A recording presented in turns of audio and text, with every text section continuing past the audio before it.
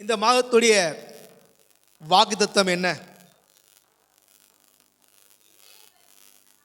இன்றைக்கு பரிசுத்தம் பண்ணிக்கொள்ளுங்கள், நாளைக்கு உங்கள் நடுவிலே அற்புதம் செய்வார். அப்படி என்றால் இந்த டிசம்பர் மாதம் நம்மை சுத்திகரிப்புக்கு என்று நியமிக்கப்பட்ட மாதம். ஸோ இந்த மாதத்தில் நாம் ஒவ்வொரு விஷயமாக நம்ம தியானித்து வர்றோம்.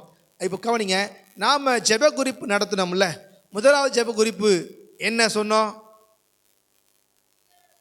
கர்த்தருடைய பவர்ல. இப்போ ரெண்டாவது ஜெப குறிப்பு என்ன சொன்னோம்? ஞாபகம் இருக்கா? கர்த்தர் நம்மை குறித்து என்ன சாட்சி கொடுப்பார் அப்படிங்கிற மாதிரி நம்ம பார்த்தோம். வாசிங்க, அப்போஸ்தலர் நடபடிகள் 1வது அதிகாரம் 8வது வசனம் வாசிப்போம். நம்ம எல்லாருக்கும் தெரிந்த வசனம் தான். இந்த வசனத்தை வாசிங்க. பரிசுத்த ஆவியானவர் உங்களிடத்தில் வரும்போது நீங்கள் பலனடைந்து எருசலேமிலும் யூதேயா முழுவதிலும் சமாரியாவிலும் பூமியின் கடைசி பரியந்தமும் எனக்கு சாட்சிகளாய் இருப்பீர்கள் என்றார். ஆமென். ஆண்டவர் நம்மை அவருடைய நாமத்துக்கென்று அவருக்கென்று சாட்சியாக வாழ்வதற்கு தான் கர்த்தர் நம்மை தெரிந்து கொண்டார். ஏசாயா 43:21 போட்டிருக்கு, இந்த ஜனங்களை எனக்கென்று ஏற்படுத்தினேன், இவர்கள் என் துதியை சொல்லி வருவார்கள் போட்டிருக்குது. லேவியராகமம் 20ஆம் அதிகாரம் 26 போட்டிருக்குது, கர்த்தராகிய நான் பரிசுத்தராக இருக்கிறபடினாலே நீங்களும் எனக்கு ஏற்ற பரிசுத்தவான்கள் இருக்கும்படிக்கு உங்களை மற்ற ஜனங்களை விட்டு பிரித்து எனக்கென்று ஏற்படுத்தினேன் என்று சொல்லி தான் வசனங்கள் இருக்குது. அல்லேலூயா. அப்ப கவனிங்க, ஆண்டவர் நம்மை சாட்சி உள்ள வாழ்க்கை வாழும்படி தான் கர்த்தர் அழைத்திருக்க. யாருக்காக? அவருக்காக, அவருடைய நாமத்தின் நிமித்தமாக சாட்சியாக வாழ வேண்டும் என்பதுதான் கர்த்தர் அழைத்திருக்கிறார். அந்த தேவன் நம்மை குறித்து சாட்சியிடுவாரா? நீங்கள் சாட்சியலா இருப்பீர்கள் அப்படின்னு சொன்னார். இப்போ அவரே நம்மை குறித்து ஒரு சர்டிஃபிகேட் தரணும். அவரே அவருடைய பார்வையில் நாம் எந்த அளவுக்கு சாட்சியாக வாழ்கிறோம். கர்த்தர் நம்மை குறித்து சாட்சி சொன்னா என்ன சொல்லுவார்? சபையில் நம்மை குறித்து சாட்சி சொல்லுவாரா? இல்லை பரிசுத்தவான்கள் மத்தியில் சாட்சி சொல்லுவாரா? கண்டிப்பாக ஒரு நாள் பரலோகத்தில் நம்மை குறித்து அவர் சாட்சியிடுவார். அல்லேலூயா. அவர் பிதா முன்பாகவும் அவருடைய தூதர்கள் முன்பாகவும் நம்முடைய நாமத்தை அவர் அறிக்கையிட்டு சாட்சியிடுவார். அல்லேலூயா. அப்ப அதுபோல இப்ப அட் த பிரசன்ட் இப்ப நம்மை குறித்து கர்த்தர் சாட்சி சொன்னா என்ன சொல்லுவார்? யோசிச்சு பாருங்க. அதுதான் நம்ம பார்க்க போறோம். கர்த்தர் சாட்சி சொல்லுவாரா? நற்சாட்சி சொல்லுவாரா? இல்லை துர்சாட்சி சொல்லுவாரா? நம்முடைய வாழ்க்கை எப்படி இருக்குது கர்த்தருடைய பார்வையில்? கணவன் மனைவிக்கு பார்வையில் மறைச்சு வாழ்ந்து விடலாம், நல்லவன் போல நடித்து வந்துடலாம். மனைவியானவள் கணவனுடைய பார்வைக்கு மறைத்து நல்லவன் போல வாழ்ந்து விடலாம். நம்ம உறவுகள், உற்றார் உறவினர்கள், இந்த ஊர் எல்லாருடைய பார்வையிலும் கூட நாம் மறைந்து வாழ்ந்து விடலாம். அவங்களுக்கு முன்பு நல்லா சாட்சியாக வாழ்ந்துடலாம். ஆனால் கர்த்தர் இருதயத்தை பார்க்கிற கர்த்தருடைய பார்வையில் நாம் எப்படி சாட்சி இருக்கிறோம்? அந்த கர்த்தர் நம்மை குறித்து என்ன சாட்சி கொடுப்பார்? யோசிச்சு பாரு. சாட்சி கொடுப்பாரா? முதல்ல அப்படியாக கர்த்தரால் சாட்சி பெற்ற ஒரு சில நபர்களை நாம் இன்னைக்கு தியானிக்க இருக்கிறோம். முதலாவதாக வாசிங்க, என்னாகமம் 12வது அதிகாரம் 7வது வசனம் வாசிங்க. என்னாகமம் 12வது அதிகாரம் 7வது வசனம். என் தாசனாகிய மோசே அப்படிப்பட்டவன் அல்ல, என் வீட்டில் எங்கும் அவன் உண்மை உள்ளவன். போதும். என் வீட்டில் எங்கும் உண்மை. வாசிங்க. நான் அவனுடன் மறைபொருளாக அல்ல, முகமுகமாகவும் பிரத்யட்சமாகவும் பேசுகிறேன். போதும். அப்ப பாருங்க, கர்த்தராகிய தேவன் இங்கே மோசேயை குறித்து சாட்சியிடுகிறார். என் தாசன் என்று சொல்லி அவர் அழைக்கிறார். பொதுவா பாருங்க, என்னுடைய நீங்களாம் யாரு கேட்டா, நான் இன்னாருடைய பிள்ளை, என் அப்பா அவரு, என் அம்மா அவரு, நான் யார் தெரியுமா, அவருடைய பிள்ளை அப்படின்னு சொல்லுவோம். ஆனால் இங்கே ஆண்டவர் இவன் என்னுடைய மகன், இவன் என்னுடைய தாசன் என்று சொல்லி என் தாசனாகிய மோசே அப்படிப்பட்டவன் சொல்லி கர்த்தர் இங்கே சாட்சி இடுகிறார். நம்மை பார்த்து கர்த்தர் இவன் என்னுடைய பிள்ளை என்று சொல்லுவாரா? யோசிச்சு பாருங்க. அது மாத்திரம் சொல்றாரு, என் தாசனாகிய மோசே எங்கு உண்மை உள்ளவன், என் வீட்டில் திரும்ப வாசிங்க வாசந்த. என் வீட்டில் எங்கும் அவன் உண்மை உள்ளவன். பணம் அப்படியே வச்சுக்க. என் வீட்டில் எங்கும் உண்மை உள்ளவன். என் வீட்டில் எங்கும் உண்மை உள்ளவன். நம்மளை பார்த்து கத்த சொல்லுவாரா? அப்படின்னு தெரியுமா? என்னைய பொறுத்து நான் இருந்தாலும் கவனிங்க, நான் இருந்தாலும் இல்லை என்றாலும் நான் இருக்கிறப்ப கவனிங்க. பொதுவாக நம்ம ஒரு மனிதன் ஒரு ஆஃபீஸில் வேலை பார்க்குறோன்னா முதலாளி இருக்கும்போது, மேனேஜர் இருக்கும்போது, நமக்கு மேலே இருக்கும்போது உண்மையாக சின்சியராக இருப்பான். அவர் ஒன்று போனவுடனே சேர் மேலே கால் மேலே கால் போட்டுக்கிட்டு, அட்டனை கால் போட்டுக்கிட்டு, டயத்தை ஓப்பிடிச்சுக்கிட்டு அவர் தான் இல்லை அப்படின்னு இருப்பான். ஆனால் இங்கே பாருங்கள், மோசே அப்படி இல்லை. என் தாசன் எங்கு உண்மை, நான் இருந்தால் எப்படி உண்மையாக இருப்பானோ அதே போல் நான் இல்லாத போதும், முதலாளி இல்லாத போதும், மேனேஜர் இல்லாத போதும், மேலதிகாரி இல்லாத போதும் உண்மையாக இருப்பது போல மோசே எங்கு உண்மை உள்ளவன். அவனிடத்தில் ஒரு காரியத்தை கொடுத்தா அதை பர்ஃபெக்டாக கம்ப்ளீட்டாக, பர்ஃபெக்ட் அண்ட் கம்ப்ளீட் அப்படி செய்வான் மோசே. உண்மை உள்ளவன். கர்த்தர் நம்மை பார்த்து சொல்லுவாரா? அது என்ன உண்மை உள்ளவனுங்கிறது நம்ம தியானிக்க போகிறது இல்லை. ஆனால் நம்ம பார்த்து சொல்லுவாரா? மோசே குறித்து கர்த்தர் சாட்சிட்டார், உண்மை இல்லவன். நம்ம சொல்லுவாரா? இவன் பொய்யே பேச மாட்டான், உண்மையதான் பேசுவான், சொல்வதெல்லாம் உண்மை, உண்மையை தவிர வேறு ஒன்றும் இல்லை. நாம் எப்படி உண்மையாக இருக்கிறோமா? எழுத்தின்படியாகவே. வாயை திறந்தாலே பொய். சில பொய் பேசி பேசி பேசி பேசி அவங்க உண்மை பேசும்போது பாருங்க பொய் தான் பேசுகிறாங்கன்னு தோணுது. சின்ன காரியத்துக்கு கூட பொய் பேசுறது. பொய் நாவுகளை கர்த்தர் அருவருக்கிறார். நீங்க பொய் பேச நீங்க சாட்சி சொல்லும்போது கூட மிகுந்து சொல்ல, பொய் பேசி தேவனுடைய நாமத்தை மகிமைக்கு தான் நீங்க பொய் சொல்லாதீங்க போட்டிருக்கு ரோமரில். உள்ளது என்று இல்லதுன்னு சொல்லு, அதுக்கு மிஞ்சின எதுவுமே இல்லை. பொய் சொல்லாதீங்க. பொய் நாவல் கர்த்தருக்கு அருவருப்பு. உண்மையுள்ள மனுஷன் பரிபூர்ண ஆசீர்வாதத்தை பெற்றுக்கொள்வான். நாம் பெறுறோமா? அப்போ நம்ம உண்மை இல்லை. நம்ம வேதம் வாசிக்கிற விஷயத்தில் உண்மையாக இருக்கிறோமா? செபிக்கிறதுல உண்மையாக இருக்கிறோமா? அவருக்கு கொடுக்கிற விஷயத்தில் காணிக்கல உண்மையாக இருக்கிறோமா? இல்லை கஞ்சனா இருக்கோமா? ஒரு நாளைக்கு 24 மணி நேரம் இருந்ததுன்னா அவருக்கு 2.5 மணி நேரம் ஒதுக்கணும். 2 மணி நேரம் 40 நிமிஷம் டைம் சரியாக கொடுக்குறோமா?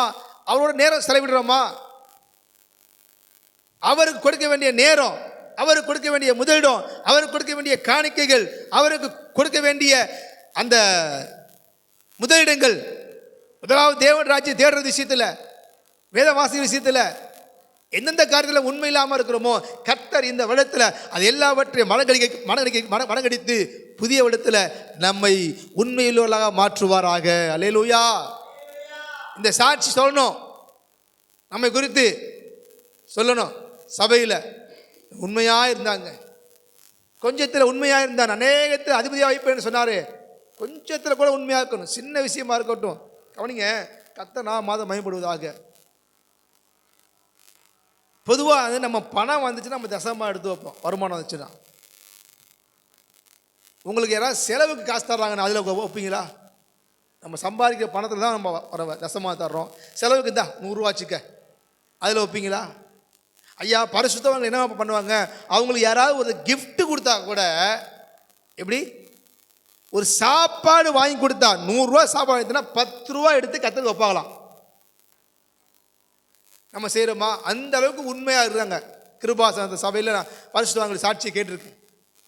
ஒரு சாதாவுக்கு சாம்பார் வாங்கிட்டு இருந்தாங்களா. இந்த சாம்பார் எவ்வளோ கேட்டால் 10 ரூபா வச்சுக்கங்களேன், அவர் 1 ரூபா எடுத்து வைப்பார்.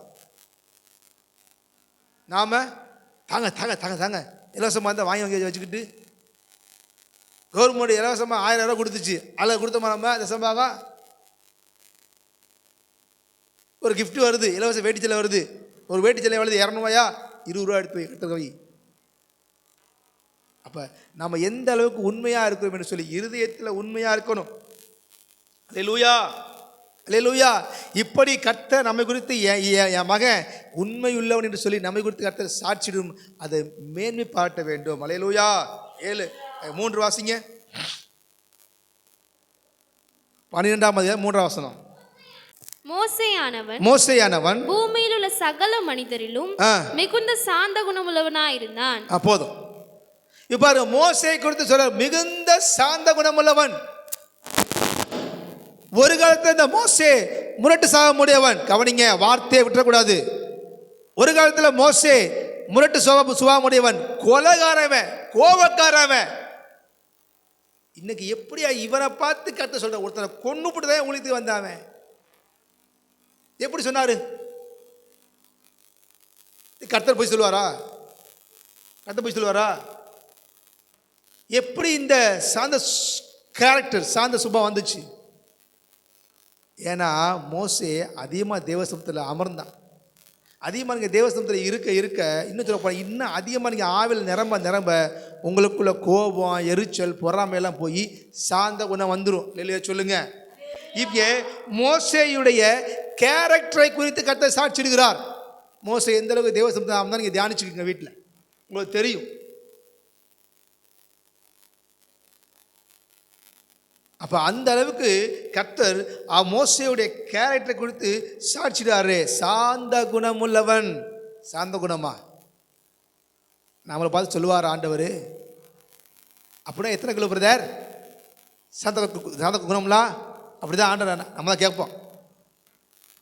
சொல்லுவான் சாந்தி அப்படின்னு பேர் இருக்கு, சாந்தியே இருக்காது, சாந்தமே இருக்காது. சாந்தகுமார், சாந்தகுமாரி அப்படி பேர் இருக்கும், சாந்தான் இருக்கும். வாழ்க்கையில் பாருங்களேன், சாந்தமே இருக்காது. பேரில் இருக்கிற சாந்தம் வாழ்க்கையில் இருக்காது. சாந்தகுமார், சாந்தகுமாரி, சாந்தா என்ன பேர் இருக்குது, இந்த மாதிரிலாம் இருக்கும். ஆனால் வாழ்க்கையில் ஐயோ வாயை பார்த்தா ஆத்தாடியோ கோவம், மூர்க்கம் அப்படியே மூக்கு மேலே வரும். ஏன் இவனுக்கு இந்த சாந்த குணம் வந்துச்சு? எப்படி கர்த்தர் இப்படி சொல்லுவார்? கொலகாரனை பார்த்து சொல்லுவாரா? ஒரு லட்சம் தெரியாதரா அப்படி நம்ம சொல்லுவோம். ஆனால் அந்த அளவுக்கு இவன் தேவ சமூகத்தில் அமர்ந்து அமர்ந்து அமர்ந்து ஜெபிக்க ஜெபிக்க ஜெபிக்க ஜெபிக்க தேவனுடைய அந்த சாந்த குணம் இவனுக்குள்ள அப்படியே ஸ்ப்ரெட் ஆயிடுச்சு. அல்லேலூயா, அல்லேலூயா.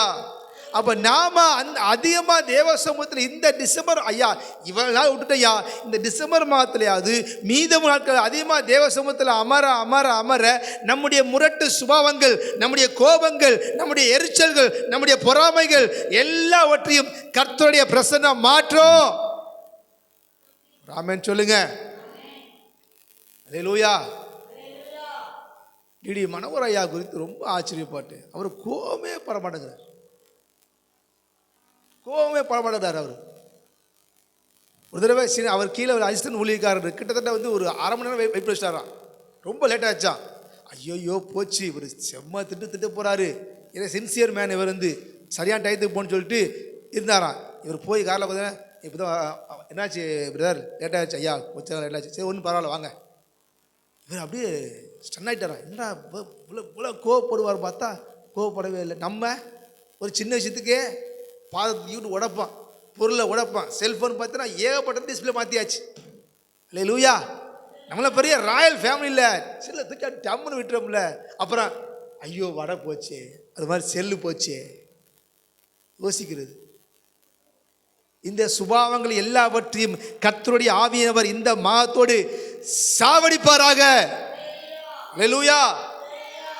அவனுடைய முரட்டு சுபாவத்தை கர்த்தர் மாற்றினார் என்றால் அந்த அளவுக்கு தேவனோடு நெருங்கி ஜீவித்தான், அந்த அளவுக்கு தேவ சமூகத்தில் அமர்ந்தான், அந்த அளவுக்கு அபிஷேகத்தில் நிரம்பினான். அவன் ஆவில நிரம்பி நிரம்பி நிரம்பி வெளில வரும் பார்த்தினா அவனுடைய முகமே அப்படியே பிரகாசமாக இருந்துச்சு. இவன் தேவ சமூகத்துக்கு போகும்போது முக்காடு போட்டு தான் போவான். எப்படி?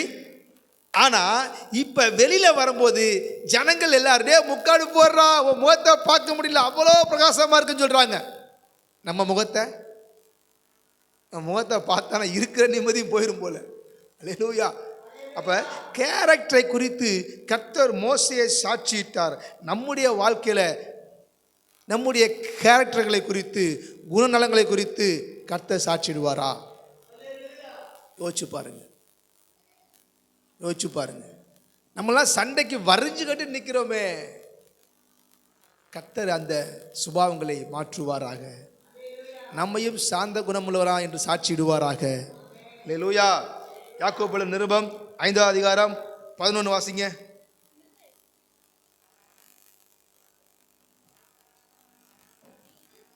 யாக்கோபு நிருபம் 5ஆம் அதிகாரம் 11 வாசிங்க. தம்பி பைபிள் எடுத்து பாருங்க தம்பிகளா. இதோ பொறுமையா இருக்கிறவர்களை பாக்கியவான்கள் என்கிறோமே, யோபின் பொறுமை குறித்து கேள்விப்பட்டிருக்கிறீர்கள், கர்த்தருடைய செயலின் முடிவையும் கண்டிருக்கிறீர்கள்.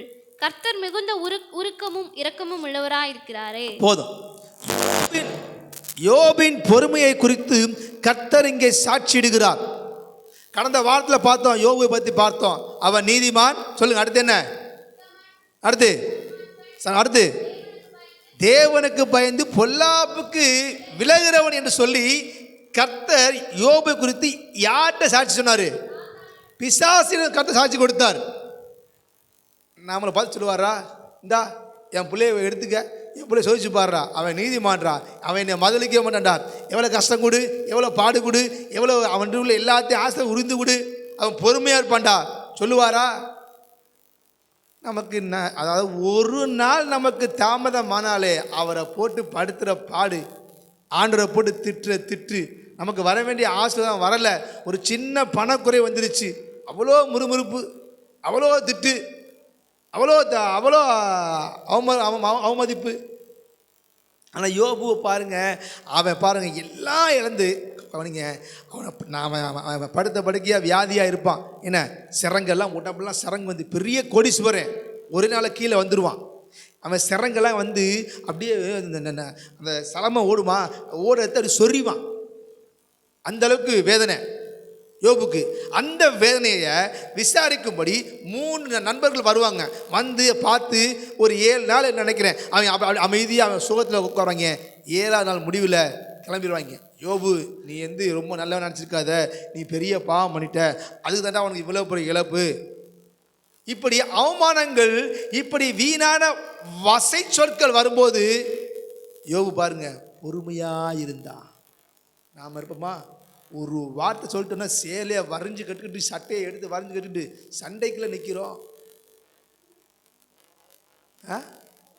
கைலியா? ஆமாம், கைலியை எடுத்து வரைஞ்சி கட்டுக்கிட்டு. நான் பொம்பளையில சொல்கிறேன்டா, கைலியை பரவாயில்ல, சின்ன பசங்க கவனிக்கிறாங்க,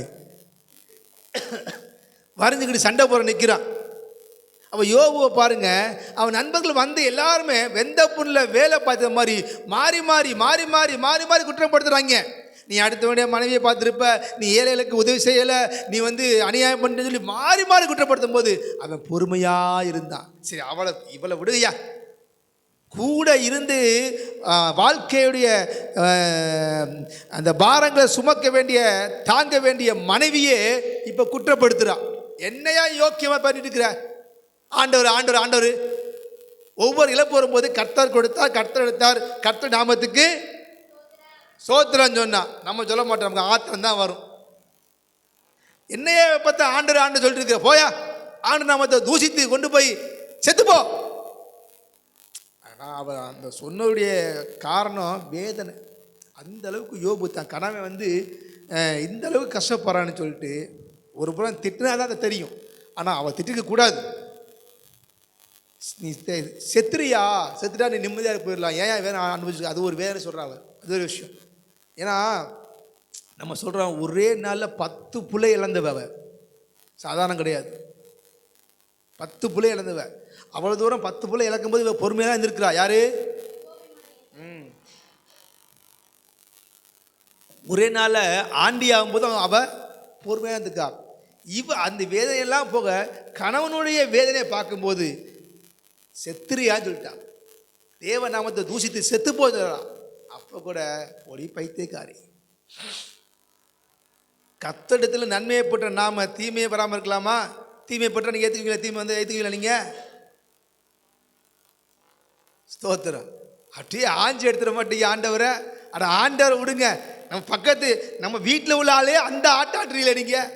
ஒரு தீமை வந்துச்சுன்னா யோபு மனைவி நிந்தித்த உடனே பாருங்க, அவன் கூட சொல்கிறான், கர்த்தர் கொடுத்தார், கர்த்தர் எடுத்துக்கொண்டார், கர்த்தரிடத்தில் தீமையை பெற்ற நன்மை பெற்றுக்கொண்ட நாம தீமையை பெற வேண்டும் என்று சொல்லி கர்த்தரை மையப்படுத்தி அப்பவும் பொறுமையாக இருந்தான். பொறுமையாக இவை இழந்துட்டான்.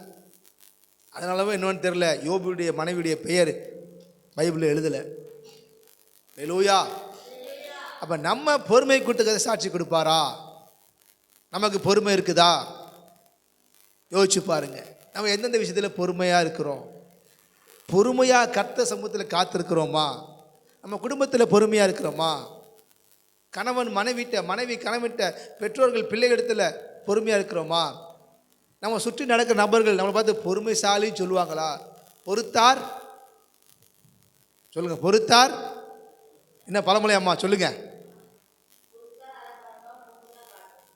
பொறுத்தார் பூமி ஆளுவார். பொறுத்தார் பூமி ஆளுவார். சாந்த குணமுள்ளவர்கள் பூமியை சுமந்து கொள்வார்கள். அப்போ நமக்கு பொறுமையாக வேணும்ல? பொறுமையாக இருக்குது கிடையாது. அப்போ நம்ம வாழ்க்கையில் காணப்படுற அவசர குடுக்க, முற்கோபம், எரிச்சல் எல்லாவற்றையும் கர்த்தர் இந்த மாதத்தில் எப்படியாவது கர்த்தர் முறியடித்து நமக்குள்ள அவருடைய நீடிய பொறுமை நமக்கு தருவாராக. அல்லேலூயா, அல்லேலூயா. எபிரேயர் நிருபம் 11ஆம் அதிகாரம் 5ஆம் வசனம் வாசிங்க. இன்னொரு மனசு கொடுத்து எபிரேயர் நிருபம். நிறைய பேர் இருக்கிறாங்க. 11:5.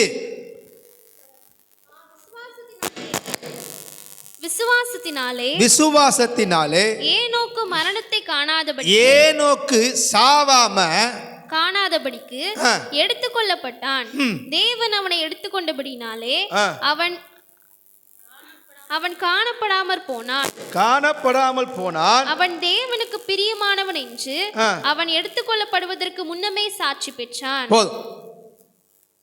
இந்த பூலக வாழ்க்கையை விட்டு முடித்துட்டு போறதற்கு முன்பாக இந்த பூலகத்திலேயே அவன் தேவனுக்கு பிரியமானவன் என்று சாட்சி பெற்றான். யாரு? ஏனோக்கு. பேர் சொல்லுங்க, அறிக்கிடுங்க, சொல்லுங்க, ஏனோக்குன்னு சொல்லுங்க. ஒரு மனுஷன் பிறப்பதும் பின்பு பிறந்தாலே சாவு ஒன்று கன்ஃபார்ம் இருக்குது.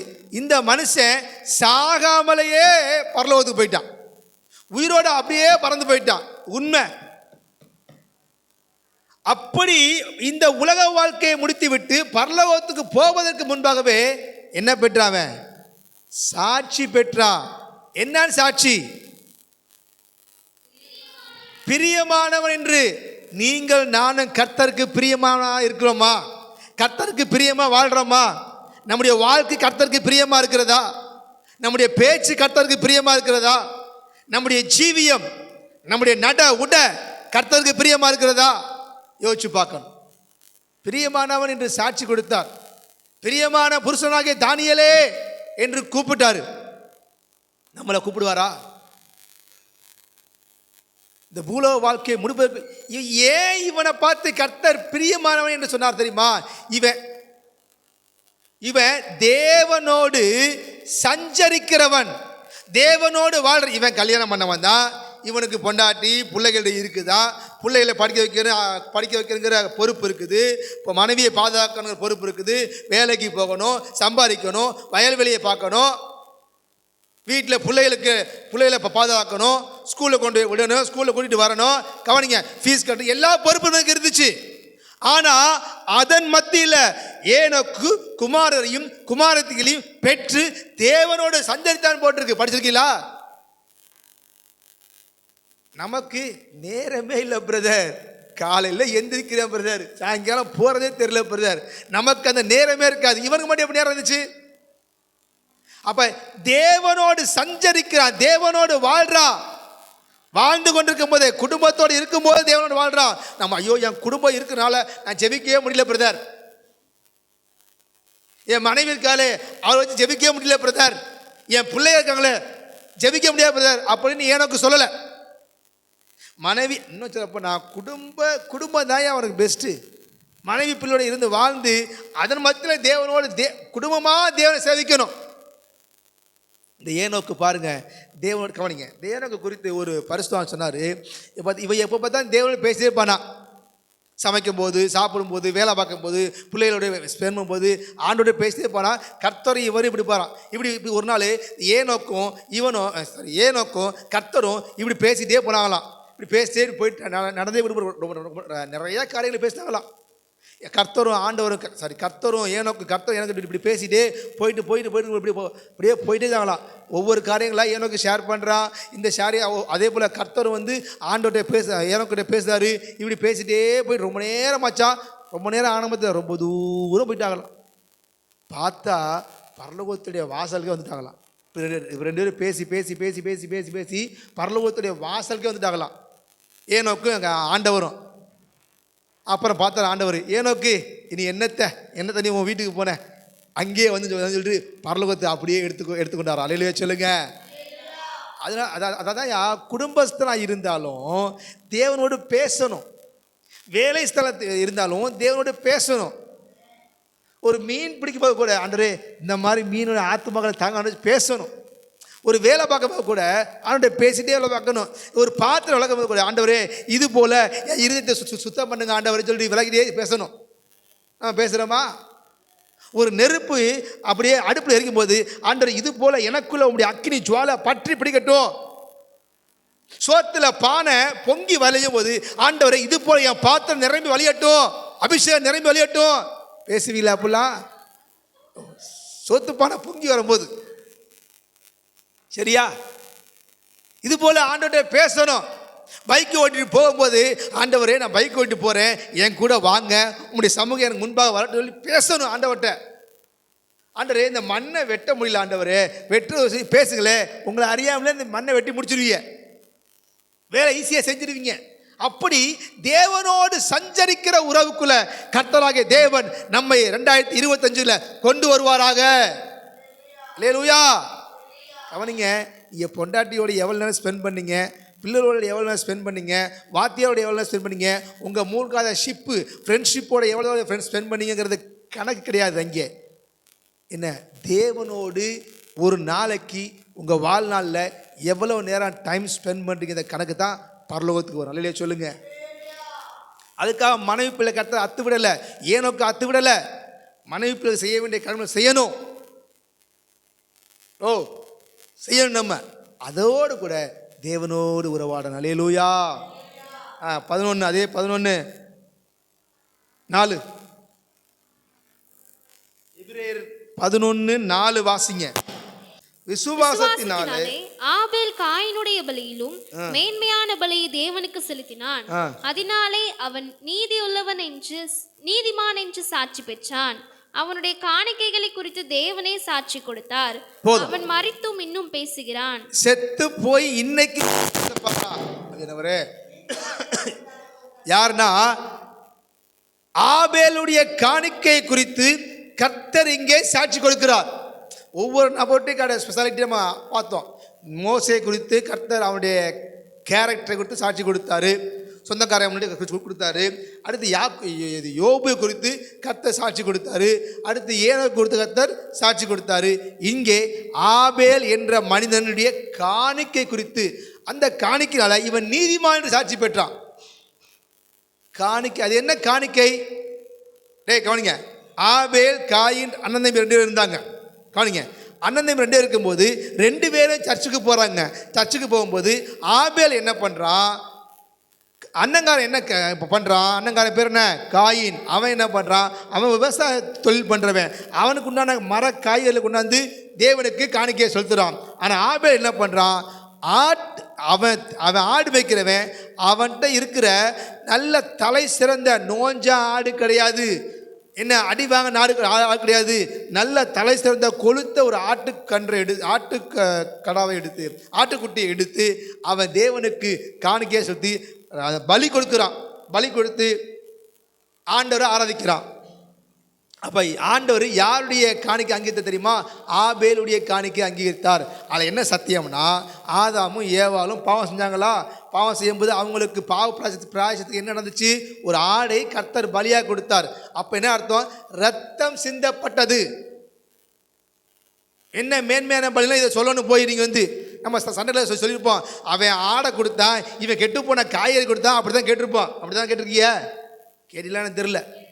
ஆனால் இங்கே மேன்மையான பலினா இவன் ரத்தம் சிந்தி அதாவது ஒரு ரத்தத்தை பலியாக கொடுத்துட்டு கர்த்தரை ஆராய்த்தான். அப்போனா நம்முடைய பாவங்களை போக்குவதற்கு ஒரு பலியாகிய ஆடு பலி செலுத்துவதற்கு அடையாளமாக, இயேசு ரத்த சிந்தி மறுத்ததுக்கு அடையாளமாக இங்கே ஆபேல் ஒரு ஆடை அடித்து ரத்த சிந்தி அதன் மூலமாக தேவனை ஆராதித்தான். அதைத்தான் கர்த்தர் இங்கே மேன்மையாக எண்ணிருக்கிறார். ஏன்னா இவங்க தகப்பன்மார் தாயா யாரு?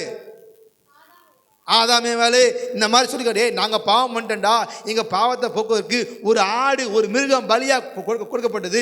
அப்போ அந்த மிருகத்தில் ரத்தம் தான் எங்களுடைய பாவங்களை போக்கிச்சு. அப்போ நீ என்ன பண்ணுற? தேவன்கிட்ட கிட்டி சேரும்போதெல்லாம் அந்த ரத்தத்தை பலியாக கொடுத்து தான் போகணும்னு சொல்லி கொடுத்தாங்க. அதனால் ஆண்டவருக்கு ரத்தத்தை அவன் பலியாக கொடுத்தனால இவனுடைய பலியை, இவனுடைய காணிக்கை கர்த்தர் மேன்மையாக நினைத்து ஆபேலுடைய காணிக்கை அங்கீகரித்தார். காயினுடைய காணிக்கை கர்த்தர் அங்கீகரிக்கவில்லை. இப்போ நம்ம பாயிண்ட் வருவோம். நம்முடைய காணிக்கை குறித்து கர்த்தர் சாட்சி கொடுப்பாரா? இவன் மேன்மையான பலி, நம்ம தன் ஆட்டு தொழுவத்தில் உள்ள சிறந்த ஆடை எடுத்து பலியாக கொடுத்தான். நாம் பிஞ்சு போன பழைய நோட்டை கொண்டாந்து உண்டியலில் போடுறோம், காணிக்கையில் போடுறோம். யோசிச்சு பாருங்க. நம்முடைய காணிக்கைகள், நம்முடைய தசமபாகங்கள் கொடுத்து கர்த்தர் சாட்சி கொடுப்பாரா? இவன் தேவ ராஜ்யத்துக்கு இவ்வளோ கொடுத்துக்காண்டா சொல்லுவார் ஆண்டவர்? கொடுங்கள் அப்பொழுது உங்களுக்கு கொடுக்கப்படும், அமுக்கி குலுக்கி சரிந்து மணியில் போடுற அளவுக்கு கொடுப்பாரு. நம்ம கொடுக்குறோமா தேவனுக்கு? நம்ம தசமாக கொடுக்குறோமா? காணிக்கை கொடுக்குறோமா? ஆண்டவர் சாட்சி கொடுப்பாரா? நமக்கு மனசே வரமாட்டேங்குது. இங்கே பாருங்க, ஆபேலுடைய காணிக்கை. ஹலோ பிரதர் சிஸ்டர், காணிக்கைங்கிறது ஒரு பலி, ஸ்தோத்திரங்கிறது ஒரு பலி, ஆராதனைங்கிறது ஒரு பலி, துதிங்கிறது ஒரு பலி. உங்கள் காணிக்கைகளையும் பலிகளை குறித்து கர்த்தர் காணிக்கை கேட்பாரா? நீங்க ஆராதிக்க வரும்போது ஆவியோடு உண்மையோடு அவர் தொழுது கொள்ள வேண்டும். எப்படி தொழுது கொள்றீங்க? உங்க சிந்தை ஃபுல்லா எங்கே இருக்குது? சபையில் இருக்குதா? வீட்டில் இருக்குதா? அப்போ உண்மையா நீங்க ஆராதிக்கிறீங்களா ஆண்டவரை? முழு இருதயத்தில் கர்த்தரை ஆராதிக்கிறீங்களா? துதி செலுத்தும் போது, சோத்திரம் செலுத்தும் போது உங்க சரீரத்தை முழுமையா அவர் விட்டு கொடுக்கல. கைனால தட்டுறீங்களா, இல்லை சாணி தட்டுறீங்களா? இதெல்லாம் பலி. சரீரத்தை பலியாக, ஜீவ பலியாக ஒப்பு கொடுக்க வேண்டும் என்று சொல்லி ரோமர் 12:1 போடப்பட்டிருக்கு. இதுவே நீங்க செய்யத்தக்க புத்தியுள்ள ஆராதனை. வாசிங்க. அப்படி இருக்க சகோதரரே, நீங்கள் உங்கள் சரீரத்தை தேவனுக்கு பரிசுத்தமும் தேவனுக்கு பிரியமுமான ஜீவ பலியாக ஒப்பு கொடுக்க வேண்டும் என்று தேவனுடைய இரக்கங்களை முன்னிட்டு உங்களை, இதுவே நீங்கள் செய்யத்தக்க புத்தியுள்ள ஆராதனை. கர்த்தர் உங்கள் ஆராதனை அங்கீகரிப்பாரா? ஆராதனையில் நீங்க பாடுற பாடல்கள், காணிக்கை, அதெல்லாம் ஒரு பலி. நீங்க செலுத்துற காணிக்கை. கவனிங்க, ஆலயத்தில் நிறைய பேர் காணிக்கை போட்டாங்க. ஒவ்வொருத்தராவது காணிக்கை போடுறாங்க. ஏசு நிற்கிறாரு, காணிக்கை பட்டி கீழே காணிக்கையே பார்த்து, பெட்டியே பார்த்துட்டு இருக்காரு. எவ்வளோ காணிக்கை போட பார்த்துட்டு இருக்காரு, பார்க்குறாரு. ஒருத்தன் பெரிய 1000 நோட்டு போடுறான். பாருங்க, இப்படி பர்சன்ட் எடுத்து எல்லாருக்கும் தெரிகிற மாதிரி கொண்டு வந்து ஒரு 1000 நோட்டு போடுறான். ஒருத்தன் பாக்கெட்டில் ஒருத்தர் எடுத்து ஒரு 500 நோட்டு எல்லாரும் பார்க்குற மாதிரி போடுறான். ஓ இவ்வளோ 1000 ரூபா போடுறாரியா, ஓ 2000 ரூபா போடுறாரியா, எல்லாரும் தெரியுமா இப்போ போடுறான். ஆனால் அங்கே ஒரு ஏழை விதவை 20 ரூபா நோட்டு இருக்குது. என்ன 2 காசு. ஆக்சுவலாக மத்திய சாப்பாடுக்கு அவள்கிட்ட அதான் காசு இருக்குது, வேறு காசே இல்லை. அந்த கொண்ட 2 ரூபா அந்த துட்டை கொண்டு போய் என்ன பண்ணுறா? காணிக்கையில் போகிறா. அவள்கிட்ட இருக்கிறதுக்கு அதே 20 ரூபா மட்டும் தான் இருக்குது. உங்களுக்கு புரியுதுக்கா? நம்முடைய மணி வேல்யூ சொல்கிறேன். மத்தியானம் போய் சாப்பிடணும், சாப்பிட காசு இல்லை. ஆனால் ஆண்டு சொன்னார், இப்போ எல்லாரையும் விட இந்த 2 ரூபா போட்டால் பார்த்தீங்களா, 20 ரூபா போட்டால் பார்த்தீங்களா, இந்த ஏழை விதவை இவ தான் அதிகமாக காணிக்க போட்டா. அல்லேலூயா சொல்லுங்க. எல்லாரும் தங்கள்கிட்ட நிறைய பணம் இருக்கு, அதை வச்சு நீங்கள் எடுத்து போட்டுட்டீங்க. ஆனால் இவனுக்கு அடுத்த வேலை சாப்பாடுக்கு இந்த காசை கொண்டு போட்டிருக்க தேவன்கிட்ட, அந்த காணிக்கை தான் பெருசு. அல்லேலூயா. இப்படி சாட்சி கொடுக்கணுயா. கடந்த வாரம் நீங்கள் காணிக்கை உண்மையை கண்ணு கலங்கிருச்சு எனக்கு. உண்மையிலே ஸ்தோத்திரம் கர்த்தருக்கு. கர்த்தர் உங்களை ஆசீர்வதிப்பாராக. அதாவது இல்லாமலையும் கர்த்தருக்கு கொடுக்கணுங்கிற ஒரு எண்ணம் வேணுமே. இயலாமையிலையும் மனுஷன் மறந்துலாங்க, உங்க காணிக்கைகளை குறித்து கர்த்தர் கணக்கு வைத்திருக்கிறார். ஏழைக்கு இறங்க கர்த்தர் கணக்கு கொடுப்பான். கர்த்தர் கணக்கு. அப்ப கர்த்தர் நம்முடைய காணிக்கைகள் குறித்தும் கர்த்தர் கணக்கு வைத்திருக்கிறார்.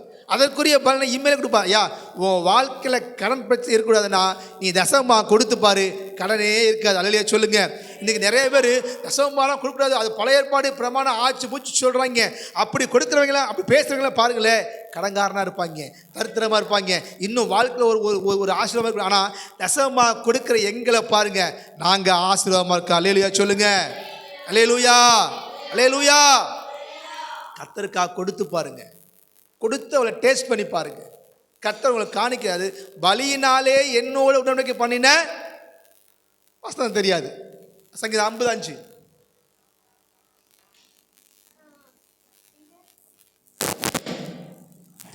பலியினாலே என்னோட உடன்படிக்கை பண்ணின என்னுடைய பரிசுத்தவான்களை என்னிடத்தில் கூட்டுங்கள் என்பார். அப்ப பலி, காணிக்கை ஒரு பலி, துதி ஸ்தோத்திரங்கள் ஒரு பலி. அப்ப அவர் பலி செலுத்துறோமா? இல்லை காணிக்கை செலுத்தாம அசமா செலுத்தாம என்ன நம்ம ஆட்டையை போடுறோமா? இந்த வருடத்தில் நாம் கொடுக்குற விஷயத்தில், அதாவது காணிக்கையாக இருக்கட்டும், அதாவது நேரமாக இருக்கட்டும், ஆலயத்துக்கு வர்ற காரியம் ஒரு வருஷத்தில் கிட்டத்தட்ட 54 வாரம் இருக்குது.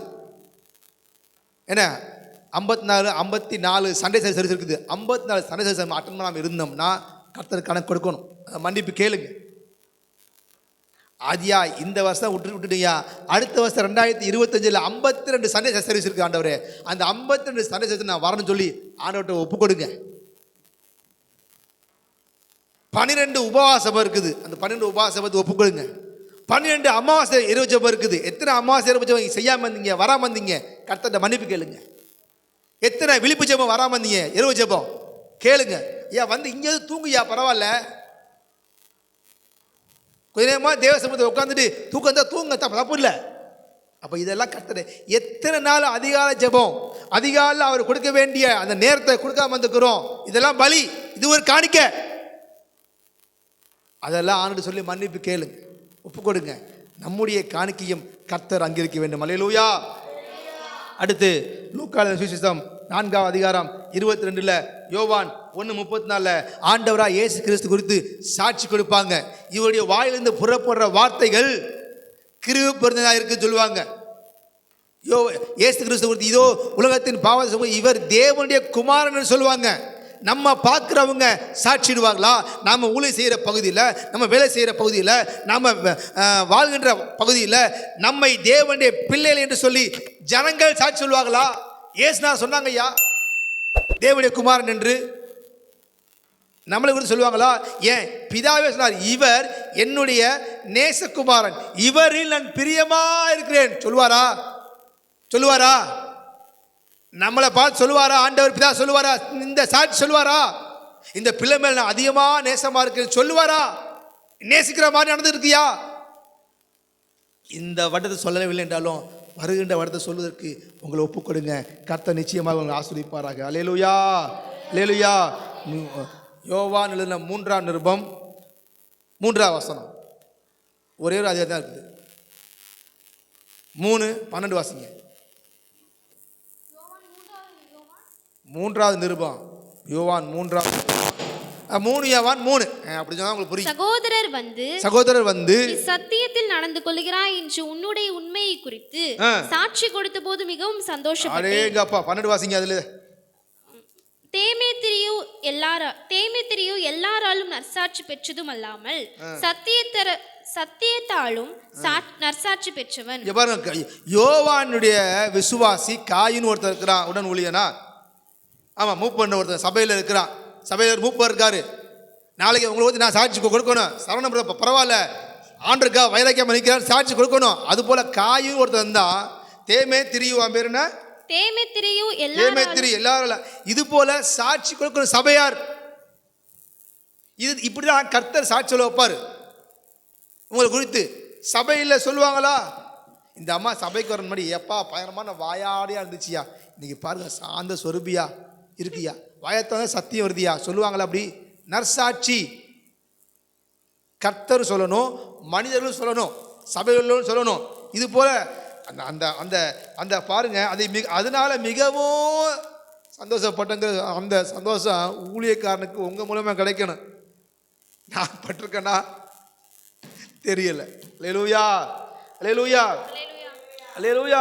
அப்ப நம்ம இது கர்த்தர் சாட்சியை விட்டுருங்க, நம்ம சபை சாட்சியை விட்டுருங்க. உங்க வீட்டில் உங்களை குறித்து சாட்சி கொடுப்பாங்களா? உங்க வீட்டில் கணவன் மனைவி கூட சாட்சி கொடுப்பாங்களா? மனைவி கணவன் கொடுத்து சொல்லுவாங்களா? என் மனைவி திராட்சை கொடின்னு உங்க வீட்டுக்காரர் சொல்லுவாரா? திராட்சை கொடி என்ன? இனிமையானவள்.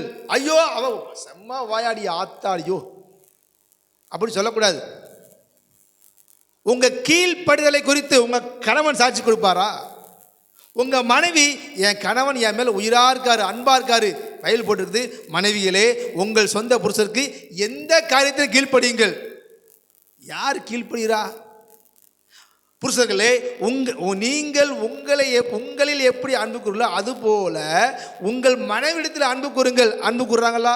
நீங்க என் வீட்டுக்காரர் என்னை அளவில்லாமல் நேசிக்கிற சொல்லுவாங்களா? மனைவிங்க சொல்ல மாட்டாங்க. எங்களை பார்த்தாலே அவர் எரிஞ்சு விடுறார் அப்படின்னு சொல்லுவாங்களா? இந்த மனைவி ஐயோ அவளை பார்த்தாலே அவ என் வார்த்தை ஒன்று போய் கீழ்ப்படிய மாட்டாங்க அப்படி சொல்லுவாரா? சரி, பெற்றவங்க போய் பிள்ளைகள் சொல்லுவாங்களா சாட்சி? எங்கள் அப்பா மாதிரி யாரும் முடியாது, எங்கள் அம்மா மாதிரி யாரும் முடியாது.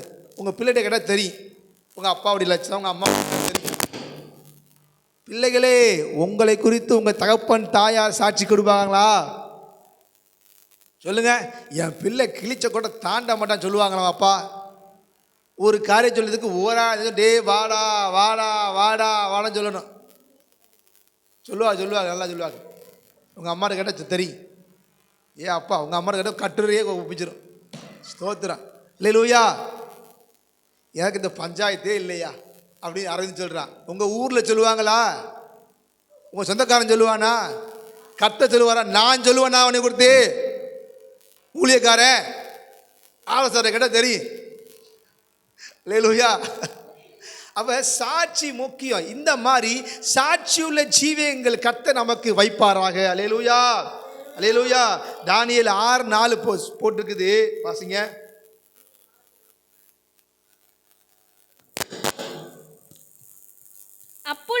அப்பொழுது பிரதானிகளும் தேசாதிபதிகளும் ராஜ்யத்தின் விசாரிப்பிலே தானியேலை குற்றப்படுத்தும்படி முகாந்திரம் தேடினார்கள். ஆனாலும் ஒரு முகாந்திரத்தையும் குற்றத்தையும் கண்டுபிடிக்க அவர்களால் கூடாதிருந்தது. முடியல. ஒரு குற்றம் கூட தானியேல் மேல கண்டுபிடிக்க முடியல. 22 வாசிங்க. அவன் உண்மை உள்ளவனாய் இருந்தபடியால் அவன் மேல் சுமத்த யாதொரு குற்றமும் குறைவும் காணப்படவில்லை. 22 வாசிங்க. அதுல சிங்கங்கள் என்னை சேதப்படுத்தாதபடிக்கு தேவன் தம்முடைய தூதனை அனுப்பி அவைகளின் வாயை கட்டி போட்டார்.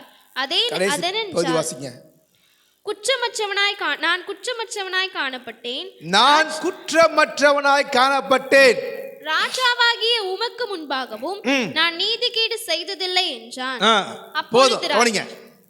கர்த்தர் சாட்சி கொடுக்கிறது இருக்கட்டும். நம்ம குடும்பத்தில் உள்ள சாட்சி கொடுப்பது, மனைவி கணவன் கூட சாட்சி கொடுப்பது, பெற்றோர்கள் கொடுத்து பிள்ளை இருங்க. உங்களை குறித்து நீங்க சொல்லுவீங்களா? சொல்லுங்க. இந்த தானியேல் சொல்றான், நான் குற்றமற்றவன், நான் தேவனுக்கு முன்னாடி உண்மை உள்ளவன் சொல்றான். நம்ம சொல்லுவோமா? நம்ம உங்க மனசு சொல்லுமா? உங்க மனசாட்சி சொல்லுமா உங்களை குறித்து? நான் சரி, நான் எம் பெர்ஃபெக்ட், என் கை சுத்தம். கைங்கிற அழுக்கு கிடையாது. நான் லஞ்சம் வாங்கலை, யாரும் லஞ்சம் கொடுக்கல, நான் யாரையும் ஏமாத்தலை, அப்படி உங்க கை சுத்தம் சொல்லுவீங்களா? உங்க மனசு நான் நல் மனசாட்சியோட தேவனை சேவிக்க சொல்ல முடியுமா? உங்க வாய் சுத்தம் சொல்ல முடியுமா? நான் யார்ட்டும் புறங்கூறல, யார் என் வார்த்தைகளை பிரிச்சு உள்ள கலகம் பண்ணல, கை சுத்தம், மனசு சுத்தம், வாய் சுத்தம் சொல்ல முடியுமா? உங்களுக்கு சுத்த மனசாட்சியோட அவரை சேவிக்கணும். இருதயத்து சுத்தம் உள்ளவர்கள் பாக்கியவர்கள், அவர்கள் தேவனை. அந்த சுத்தம் இருக்குதா? உங்க செல்ஃப் டெஸ்டிமனி சொல்ல முடியுமா உங்களால? யோசிச்சுப்பா, நீங்களே யோசிச்சு. வசனம் என்ற ஒண்ணுமே இல்லைங்க, ஒண்ணுமே இல்லைங்க.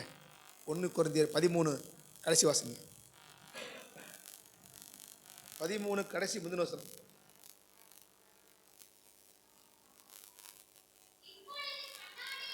கண்ணாடியில போய் நிக்கணும். நின்னா தான் நம்ம முகரை எப்படி இருக்கு. இப்போ எனக்கு நான் சூப்பராக மாதிரி, ஆனால் இப்போ கண்ணாடியை பார்த்து தான் என் முடி எங்கே நிற்குது அப்படின்னு தெரியும். கண்ணாடியிலே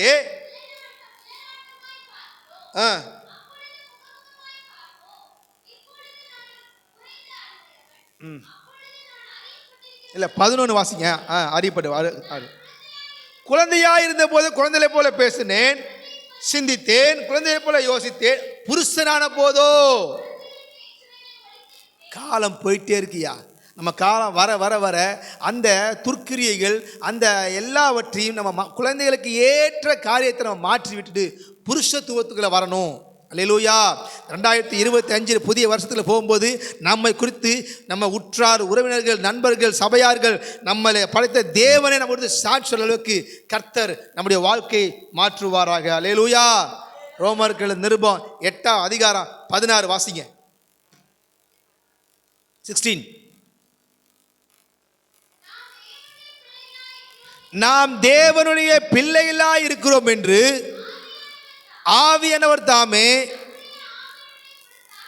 இப்ப கவனிங்க, ஆவியானவர் உங்களுக்கு சாட்சி கொடுப்பாரா? யோசிச்சு பாரு. உங்களுக்கு கன்ஃபெஷன் சுய சாட்சி எனக்குள்ள பரிசுத்த ஆவியானவர் இருக்கிறாரு, நான் தேவனுடைய பிள்ளை என்று சொல்லி எப்படி கன்ஃபார்ம் பண்ணுவீங்க? எப்பப்பெல்லாம் நீங்கள் ஆவியில் நிரம்புறீங்களோ அப்பப்பெல்லாம் நீங்கள் தேவன் உங்களை இருக்காரு அர்த்தம். அப்பெல்லாம் நீங்கள் தேவனுடைய பிள்ளை என்ற அதிகாரம் பெற்றுக்கொண்டீங்க. நீங்கள் திரும்பவும் பயப்படுவதற்கு அடிமைத்தனத்தின் ஆவி பெறாமல் அப்பா பிதாவே என்று கூப்பிடப்படுகிற புத்திர சுவியார்த்தியின் ஆவி தந்திருக்கீங்க போட்டிருக்குது. காலத்தில் போட்டிருக்குது கிறிஸ்துவின் அந்த அதிகாரம். கிறிஸ்து பிதாவுக்கும் உள்ள என்ன ரிலேஷன்ஷிப்போ அதே அந்த உரிமையை அந்த அபிஷேகத்தை நமக்கு தர்றாரு. அல்லேலூயா சொல்லுங்க. அப்ப ஆவியானவர், அப்ப நீங்க தேவனுடைய பிள்ளை என்பதற்கு உங்க ஆவி சாட்சி சொல்லுமா? உங்களுக்குள்ள அந்த கன்ஃபர்மேஷன் இருக்குதா? அந்த நிச்சயம் இருக்குதா? நீங்க தேவனுடைய பிள்ளை தான், தேவன் உங்களோட இருக்கிறார்கள் நிச்சயம் இருக்குதா? தேவன் உன்னோட இருக்கிறாங்க அடையாளமே நீ அபிஷேகம் பெறுவதா? அல்லேலூயா சொல்லுங்க. ஒன்னியாவல தெளிவா போட்டிருக்குது. தேவன் உங்களில் நிலைத்திருக்கார் என்பதற்கு அவரால் பெற்ற அபிஷேகம் தான். நீங்க அபிஷேகம் பெற்றீங்களா? நீங்க டெய்லி நான் அனுதினமும் நான் ஆவில நிரம்புறேங்க, அபிஷேகம் நிரம்ப சொல்லுங்க, கை தூக்குங்க அப்போ. முடியல. ஏன்?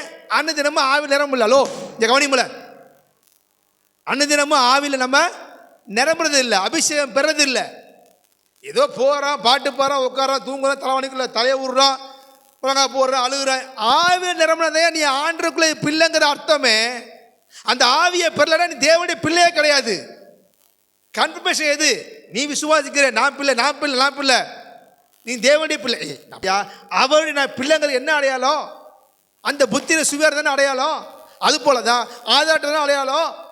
அது போல பரிசுத்த ஆவியானவர் உனக்குள்ள வரும்போதெல்லாம் நீ தேவனுடைய பிள்ளை, தேவன் உங்களுடைய இருக்காங்கிறது வெளியேறமான அடையாளமே அபிஷேகம் தான். அந்த வீடியோ எடுக்கலை. 72 வயசு, 72 வயசு, 72 வயசு என்ன, 72 வயசு தேவ மனிதர் டிடி மனோகர் ஐயா பாருங்க, நான் வீடியோ காட்டுறேன். இப்பவே பயங்கரமா ஆவில கைத்தறி நிரம்புறாரு. நீங்க கை தட்ட சொன்னா சாணியை தட்டுறீங்க. கையா தட்டுறீங்க, கையா தட்டுறீங்க. கை தட்டுறது கூட ஒருத்தர் தட்டுறான். அப்படி நம்ம சபையில் ஒருத்தர் தட்டுறான் பார்த்துங்க. சபையில் அப்படியா தட்டுறான் இல்லை? அப்படி வாய் தந்து பாடுறது அவனுக்கு கேட்காது. அவன் எப்படி ஆண்டவர் கேட்கும்? நீங்கள் உங்கள் சரீரங்களை தேவனுக்கு பிரியமும், அந்த வசந்த திரும்ப வாசிங்க 12:1, ரோமர் 12:1. அப்போ சரீரத்தை ஒப்பு கொடுத்து இதுதான் நீங்கள் செய்யறதுக்கு புத்தியுள்ள ஆராதனை போட்டிருக்குது. ரோமர் 12:1 போட்டிருக்குது. போது வாசிக்க டைம் இல்லை. அப்போ உங்கள் கையை ஒப்பு கொடுக்கணும்ல. பாட்டு பண்ணதானே ஆவியானவர் இறங்குவார். சொல்லக்கூடாது, சொல்கிறேன். நமக்கு ஒரு வீக்னஸ் இருக்கும், அதுபோல் ஆண்டவருக்கு ஒரு வீக்னஸ் கிடையாது. வீக்னஸ் போல் நீங்கள் பாடல் பாடினாலே பரலோகத்தை இருக்க முடியாது, வந்துடுவார். அவர் பேர் துதிகளில் பயப்படத்தக்கவர். அப்படின்னா தெரியுமா? நம்ம துதியை அவர் ஹானர் பண்ணுறாரு, மதிக்கிறாரு. என் பிள்ளை துதிக்க ஆரம்பிச்சிட்டான், செபிக்க ஆரம்பிச்சா வந்துடுவார். ஒரு வீக்னஸ் போல் வீக்னஸ் கிடையாது அவருக்கு, சொல்கிறேன். அந்த நம்மளை வந்து ஹானர் பண்ணுறாரு. அப்போ நீ அபிஷேகம் நிரம்புறதே கிடையாது, அந்நிய பாஷை பேசுறதே கிடையாது. ஐயா வீட்டில் தான் நிரம்பலை, 2.5 மணி நேரம் மூச்சு போட கத்துறமே ஐயா, எங்கேயா வந்து ஆவியில் நிரம்புறியா? அந்நிய பாஷை பேசுறீங்க ஆன்ல. வீட்டில் தான் சத்தமாக இருக்குது, வீட்டில் சத்தமாக துதிச்சா பாட்டு போனால் பக்கத்து வீட்டுக்கார திட்டுவான். இங்கே நல்லா ஆண்டு இடத்த கொடுத்துக்காரு, இங்கேயா வந்து நல்லா மணிக்கணக்காக நிரம்புங்களே. அந்த நம்ம கடைசி ஞாயிற்றுக்கிழமை நம்ம வந்து அந்த ஃபுல் டே சர்வீஸ் வைக்க போகிறோம்ல, அப்போ ஆவியில் நிரம்ப விட்டுட்டே இருக்க போகிறேன். ஆவியில் எவ்வளோ நேரம் நீங்கள் ஆவியில் அவ்வளோ நல்லா அன்னட்டில் நடத்தணும். அந்த கடைசி சண்டே மட்டும் ஃபுல் டே சர்வீஸ். என்னது விடுதலையாக நீங்கள் ஆராதிக்கணும். சரி, அப்போ ஆவியில் நிறைவு நமக்கு இல்லையா, அந்நிய பாஷை நமக்கு இல்லை. பாருங்க, நீங்கள் கிறிஸ்துவுக்குள்ள ஒரு 5 நிமிஷம் எடுத்துக்கிறேன் பரவாயில்ல. கிறிஸ்துவுக்குள்ள நிலைக்காத காரணம் என்ன தெரியுமா? ஆவி நிறைவு இல்லை. இன்னைக்கு வசனத்தின்படி வாழ முடியாத காரணம் என்ன தெரியுமா? ஆவி நிறைவு இல்லை. நம்ம எழும்பாததுக்கு நம்ம எழும்பாத காரணம் என்ன தெரியுமா? அபிஷேகத்தின் நிறைவு இல்லை, அந்நிய பாஷை அடையாளத்தோடு இல்லை. நினைப்புல இங்கே வந்து ரபாபா பேசிடல, தனிப்பட்ட முறையில் எப்பப்பெல்லாம் நீ தேவசமத்தில் போய் முழங்கால் போடுறியோ அப்பப்பெல்லாம் நீ ஆவியில் நிரம்பணும். அப்பப்பெல்லாம் அந்நிய பாஷை சும்மா பேசக்கூடாது, ஆவியில் இருந்து பேசணும். மற்றவங்க பார்க்குறாங்க அந்நிய பாஷை பேசக்கூடாது. உண்மையிலே பரிசுத்த ஆவி உனக்குள்ள வரும்போது நீங்கள் பலனடைந்து யூதேயாவிலும் சமரியாவிலும் எருசலேமிலும் பூமியின் கடைசி பகுதியில் எனக்கு சாட்சியார். அப்ப சாட்சியா வாழ முடியும். உன்னால சாட்சியா வாழ முடியல, என்ன காரணம் தெரியுமா? உனக்குள்ள அபிஷேகத்தை நிறைவு இல்லை. ஆவி எனக்கு இடம் கொடுக்கல. நீ வந்து ஒரு வசனத்துக்கு சாட்சியா, பரிசுத்தத்துக்கு சாட்சியா, சத்தியத்துக்கு சாட்சியா வாழ முடியலையே. ஏன்? உனக்குள்ள அபிஷேகம் இல்லை. ஏன்? ஒரு பாடுகள் வரும்போது, ஒரு கஷ்டம் வரும்போது, ஒரு கவலை வரும்போது, பொருளாதார குறை வரும்போது தேவனை வேணாம் சபை வேணாம்னு சொல்லிட்டு தேவனை விட்டு தூரம் போற காரணம் என்ன? உனக்குள்ள அபிஷேகத்தை நிறைவு இல்லையா? இன்னைக்கு அநேக சபைக்கு வந்தும் சில கள்ள உபதேசத்துல மாட்டிக்கிறாங்க. தவறான போதகம். ஏன் மாட்டுறாங்க? அவனுக்குள்ள அபிஷேகம் இல்லை. நீங்கள் அவளால் பெற்ற அபிஷேகம் உங்களுக்கு எடுத்தபடியால ஒருவர் உங்களுக்கு போதிக்க வேண்டியதில்லை, அந்த அபிஷேகங்களை போதிக்கும். அல்லேலூயா. அப்ப நம்ம பாருங்க, அப்போ பரிசுத்தான அபிஷேகம் பெற என்னென்னு பண்ணணும்னா, அப்போஸ்தலர் 1:5 போட்டிருக்குது, காத்திருக்கணும் தேவ சமூகத்தில்.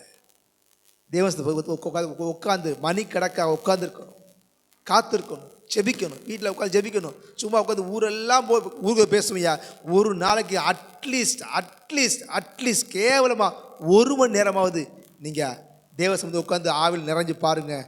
உங்கள் வாழ்க்கை பிரகாசமாகும். இன்னும் சொல்லவா, முதல்ல உங்கள் முகமே பிரகாசமாகும். அல்லேலூயா சொல்லுங்க. உங்களுக்கு ஃபேர் அண்ட் லவ்லி போட தேவையில்லை, ஃபேர் அவர் போட தேவையில்லை, ஃபேர் அண்ட் ஹேண்ட்ஸம் தேவையே இல்லை. அல்லேலூயா. முகக்கலையை உண்டு பண்ணுகிற ஒளிவை எண்ணெயும் போட்டிருக்கியா, உங்கள் முகம் ஆட்டோமேட்டிக்காக பிரகாசமாகும். இதுக்கு நான் சாட்சியாக எங்கும் சொல்லுவேன், எங்கள் ஊழியக்காரர். அல்லேலூயா சொல்லுங்க. அவரை பார்க்கும்போது கல்யாணத்தை பார்க்கும்போது சார்லின் சாப்ளின் மாதிரி தான் இருப்பார் எங்கள் பாஸ்டர். அவரை பார்த்தா கண்டிப்பாக நீங்கள் சிரிப்பீங்க. இன்னைக்கு அவர் முகத்தை பாருங்க. அல்லேலூயா. அவ்வளோ பிரகாசமாக இருக்கும். பாஸ்டர் பால் பார்த்தீங்களா, கண்ணங்கரேன்னு கருவண்டு மாதிரி இருப்பார். உளிது இப்போ பாருங்களேன், நல்லா சிகப்பாக மாட்டாரியா அவர், பார்த்துருக்கீங்களா? உண்மையிலே அவ்வளோ கருப்பாக இருப்பார். எனக்கு கொஞ்சம் பெருமை, என்னோட அவர் கருப்பாக இருக்கான்னு நினச்சேன். இப்போ பாருங்கள் அந்த மனுஷன் முகத்தை பாருங்கள், அவ்வளோ பிரகாசம், அவ்வளோ பிரகாசம். சிகப்பாக மாட்டார் இப்போ. அல்லேலூயா. நீங்கள் ஏங்க காசை போட்டு கறியாக்கி, நானும் ஃபேர் லெவலில் போட்டு பார்த்துட்டேன், ஃபேர் அண்ட் ஹேண்ட்ஸம் 3 ஃப்ளேவர் போட்டேன், நான் சிவப்பாகவே இல்லை. அது பண்ணுறேன் விளம்பரம். 7 நாள் நீங்கள் சிவப்பழகுன்னு போடுறீங்க, 7 நாளில் 70 வருஷம் வந்து சிவப்பு ஆகவே மாட்டீங்க. ஆனால் தேவபிரசம் நீங்கள் நிறைய உங்கள் முக கலையாக. அல்லேலூயா சொல்லுங்க. அப்போ கவனிங்க, இப்படியாக நாம் ஒரு சாட்சியுள்ள வாழ்க்கை வாழணும். கடைசியாக ஆண்டவர் இயேசு நம்மளை பார்த்து சொல்லணும், வாருங்கள் பிதாவினால் ஆசிக்கப்பட்டவர்களே, உங்களுக்காக ஆயத்தம் பண்ணின பிதாவுடைய ஸ்தலத்துக்கு போங்கன்னு சொல்லி நம்மளை பார்த்து அழைக்கணும். அல்லேலூயா. என் புறாவே, என் உத்தமியே, உன்னில் பழுது ஒன்று இல்லை என்று சொல்லி கர்த்தர் நமக்கு கொடுத்து சாட்சி கொடுங்க. அல்லேலூயா. நம்ம மனவாட்டியாக அலங்கரித்து அவருடைய வருகையில கொண்டு போய் நின்று அப்போ பாருங்க, அப்போ எல்லா தூதர்களுக்கு முன்பாக கர்த்தர் நம்மை குறித்து சாட்சி கொடுப்பார். அந்த சாட்சி தான் 2 கொரிந்தியர் 5:10 அல்லேலூயா. நாம ஜெபிப்போம். பரிசுத்தமுள்ள நல்ல ஆண்டவரே, இனிமே எங்கள் வாழ்க்கை சாட்சி உள்ள வாழ்க்கை வாழ்ந்த ஆண்டவரே.